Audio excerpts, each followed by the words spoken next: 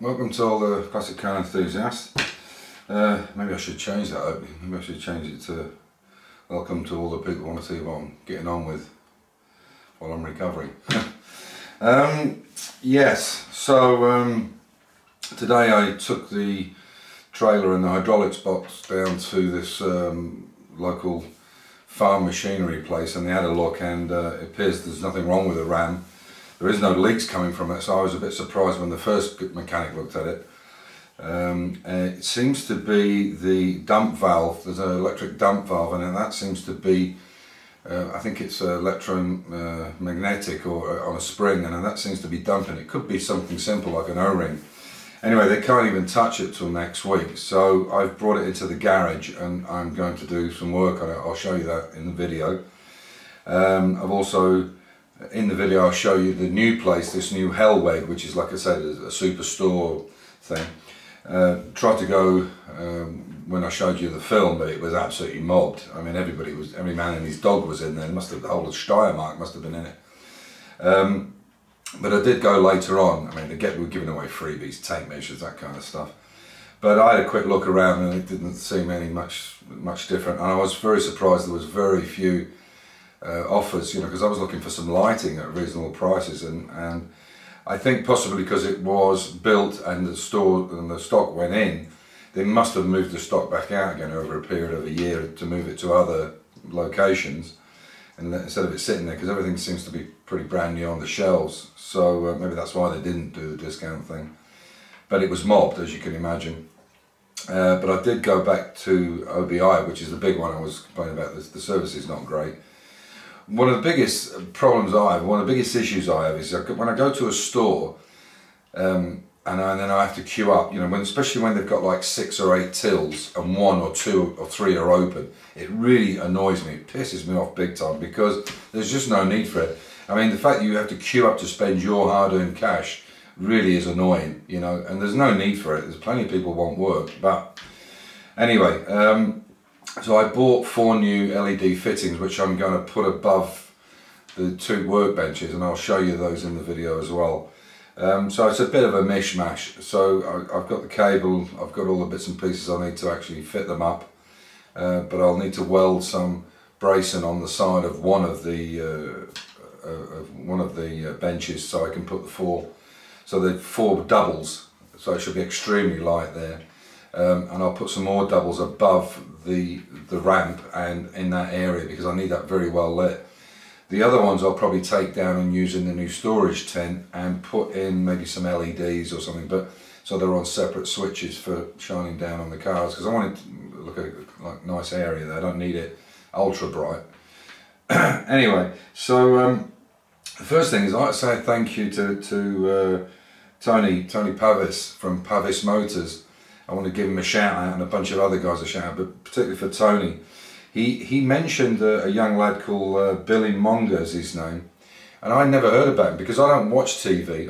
It's always bad news anyway, but I don't watch TV very much. I do watch YouTube, but I hadn't seen his name. And this young lad was involved in an accident on a racetrack. I think he was doing Formula 4 or Formula 3, and he unfortunately came out from behind a car, and within a split second he hit a car at about 120, 130 mile an hour on the track that was stationary, and it crushed his feet and his lower legs so badly that they ended up amputating one leg above the knee and one slightly below the knee. But this guy's back racing, and apparently he's already 6th in F3. I mean, it's unbelievable. This guy's a real inspiration. You know, like a lot of people, you know, you think, oh, if something like that happened, how would I feel, you know? But this young lad is a real inspiration. It makes you realise just how lucky we are. Our problems are nothing in comparison, and he's got over it amazingly. Along with, you know, people like Tooney, Alex Toon. I mean, he's got such a great sense of humour, and he's a top man. Really enjoy his company. I'm looking forward to seeing him. Yeah, so thanks for that, Tony. It really is. I watched all his stuff, and it really inspiring guy, unbelievable. So thanks to Tony for that. So it's Pavis Motors. So what I'm going to do is I'm only going to shout out everybody that's under 1,000. There's one that's 978, I think it is, but I think once you get into 1,000, you're pretty much on your way. I will shout them out at some point, but I just think these guys need some more advertising, if you like. So obviously there's Mini Tom. Now Mini Tom's doing this giveaway, but he needs these 500 subscribers before he does give it away. And it's a great channel. In fact, all of them are good. They've all got something to offer, and they're all a bit different. Like with Tony, I made a comment to him that he's a bit like, there used to be a comedian, Scottish comedian called Ricky Fulton, and he used to do this thing called Scotch and Rye, and he did this a kind of a sketch where he was a reverend, and he was called the Reverend I Am Jolly, and he was like, he used to talk like that. And Tony's way of presenting is very much like very deadpan. I think it's quite funny actually in a way, but he's a really nice fellow. He doesn't come over. He comes over as like a little bit, not sad's not the word, but a little bit down. But I don't think he is. I think it's just his demure. I don't think it's just his way. But have a look in. He's going to bring some really good stuff to this to YouTube. I just know it. Okay, so Mini Tom. John and Tony A-Lot, so it's John A-Lot is the actual channel. A6 Mini, Chris, and thank you for doing all those signs for me and the extra ones, and I'll be putting them up when I get back. Paul P, I want to say a big thank you to Paul, because he was right, it was not the RAM. It seems that it's one of the valves that's the problem, or this electronic or this electric piece that's allowing it to come back. But I will have a look, and thanks for the info, I really appreciate it. Obviously Alex at DJSE, we're going to be building a complete metal front for his car, but he wants it flip up the way, up against the windscreen, not flip off the subframe, which brings some problems in. And I've seen quite a few, he's seen a few, and we've had some photographs, and I can see it could be made a little better. Some of the ones I've seen are a little bit, yeah, they're okay, they work, but I would imagine they're quite noisy and a lot of vibration, and so I think there's some probably better things we could do. But this is what he wants to do, so I'm going to go on the Thursday night, meet them, and on all day Friday I'm going to work on with him and Alex too, on whoever comes on his bonnet. So that'll be a nice thing, and Alex will do the video in, of course. Randy from Lone Star Mini in the States, Adam Campion, Mini Manshed, Martin from Mini Manshed, Piper Doug, who could forget Piper Doug? Mad as a March hare, but brilliant. I mean, he's just pure entertainment. Team Stockdale, Graham and Dave, Stephen from Hipstar, and George Knapp. Now, a lot of these guys haven't been doing much for a while because obviously they're busy with other things, moving or, you know, whatever. Life gets in the way. I mean, you know, unlike me, I mean, I'm lucky I'm retired and I've got time to do this stuff, and I don't spend ages editing, which is fairly obvious. I do it on a very basic system, and I just either shorten it or cut it or speed it up and put some background stuff in. That's it. I don't want to be Steven Spielberg. I just want to get the point of it. Anyway, without any further ado, we'll leave it at that, and I'll show you what I've been up to today and what I'm intending to be up to, and I'll catch you in the next video. Be good to each other. Bye. So this is a little back road going up to our new store. This is in a place called Furstenfeld. So better watch, because you can see they've got all the banners out and everything. This place here is Coal Ice, and this is where I get all my metal and steel from. They do scrap, but also brand new steel. They're a neighbour of ours. And look at this. This is people queuing up to get in it. This is this new store here on the white one on the side here. Look, they're queuing up to get in. Can you believe it? There's no way I'm going in there. Anyway, that's what it is. This is another part of the town. This is this OBI I was telling you about. This is on the day, so this is Thursday afternoon, and this new store is open, Heldweg or something, whatever it's called, and this is one here. This company's been here for as long as I can remember, 15 odd years I guess.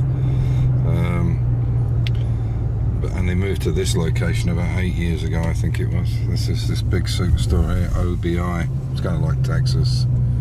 I don't care. So I have to watch because I can't really film when I'm driving. But anyway, you can see car park's nearly empty. I knew this would happen. You can see there's a few cars in here, and they made this big extension here on the side some time ago. I'm going in actually to see if I can pick up some bits and bobs. But yeah, look at it. These guys, I don't know what it is, especially in the country, but these people will go anywhere for a freebie, because obviously they're give a bit of wine and water or whatever, or some drinks, free drinks and free nibbles, so the place is just mobbed. And their curiosity as well, I guess. I mean, I want to have a look and see what they've got, because I use these stores all the time, but anyway, there you go. Yeah, so much for loyalty. Mind you, this company's been pretty poor in their service, I have to admit. Anyway, catch you later. So, as you can see, I've got the box to get it back out of the car. It's a bit of a struggle with it, it's quite heavy, that motor. What I did was, when I built this system, I got a video from years ago when I first made it.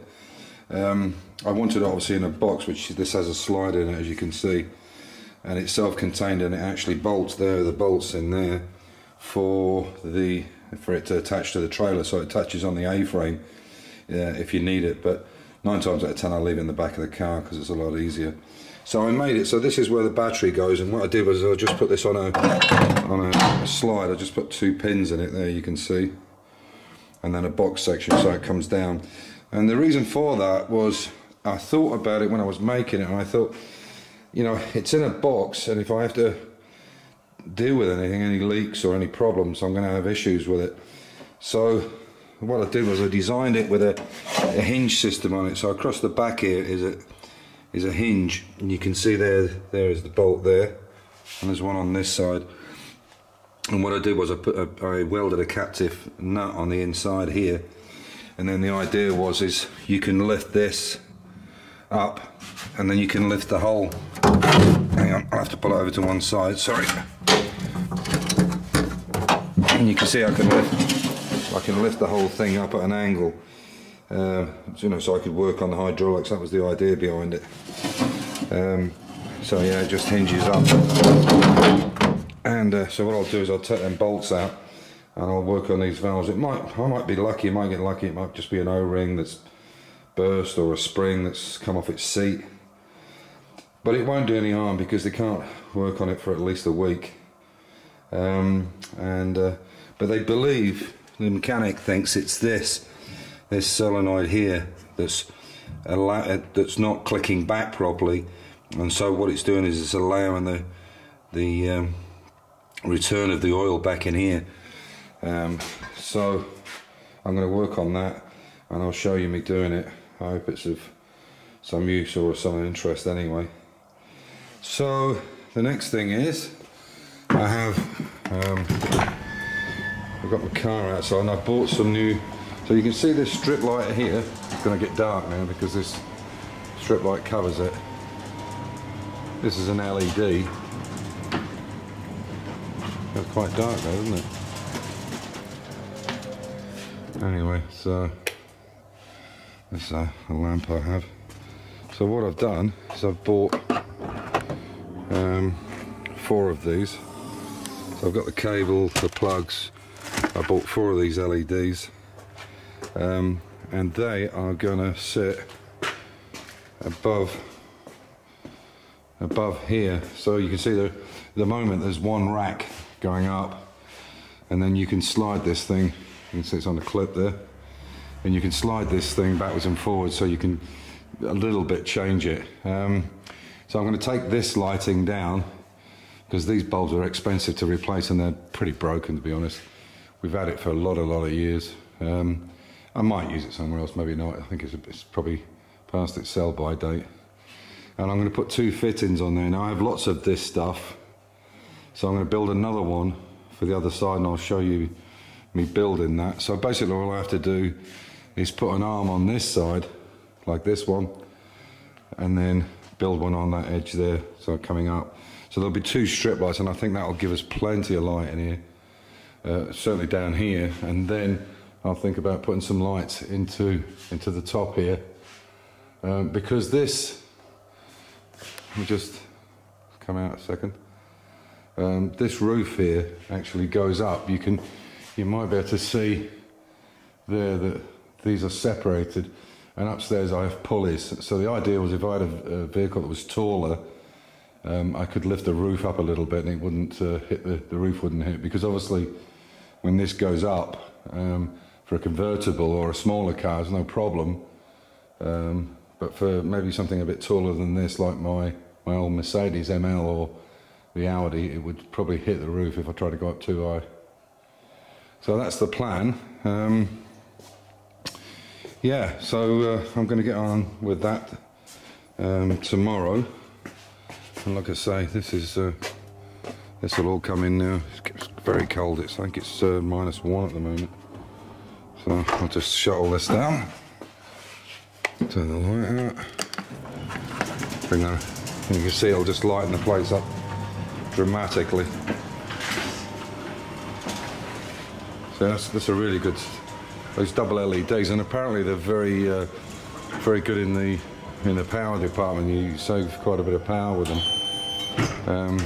Yeah, so it's put a lot more light in here, and I think I'll buy more of these to go up here. And then, as I said, these ones in here, they're okay, but I think if they had LED bulbs in them, they'd be better. But then there won't be LED.